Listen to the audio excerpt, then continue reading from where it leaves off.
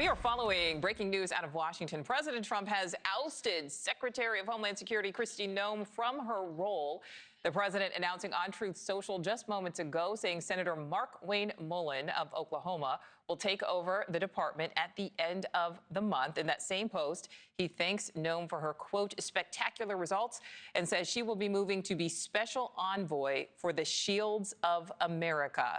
Let's get out to correspondent Libbey Dean, who is joining us on the phone. Libbey, as you speak to your sources, as we follow this breaking news, what more are you learning?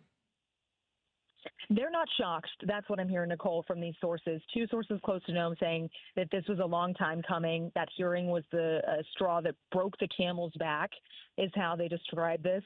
But they also emphasized the fact that there were a lot of things that led up to this, whether that was DHS being shut down right now, the shootings that took place in Minnesota, that ad campaign that she's been incredibly pressured on, all of that culminated into this moment where President Trump made this post. But I think the three key things to point out here is there's currently, of course, she's serving through the end of this month, and then Mullen will become the nominee. But right now there's no deputy secretary at DHS. That was her deputy, Madison, who left, or that was rather ICE, but there is no deputy secretary right now. And then also the fact that they're shut down while this major conflict is playing out with Iran, and we already saw that situation unfold on the ground in Austin as well. So there's a lot of factors within this, but what I was told by these sources is that they saw this coming. This was a long time coming, and there has been a lot of turnover recently at the department, Nichole.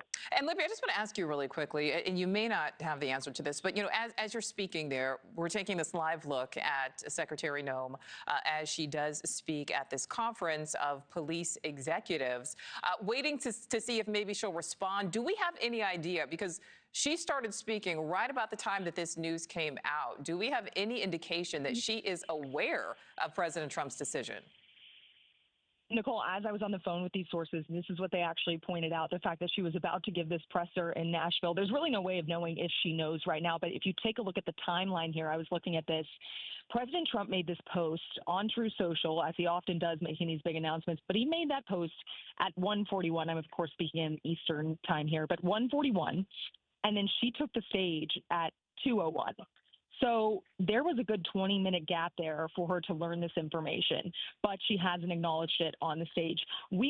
Of course, we were talking earlier in your show, Nichole, we're outside MacDill Air Force Base. Secretary Hegseth is going to give this press conference with Admiral Brad Cooper.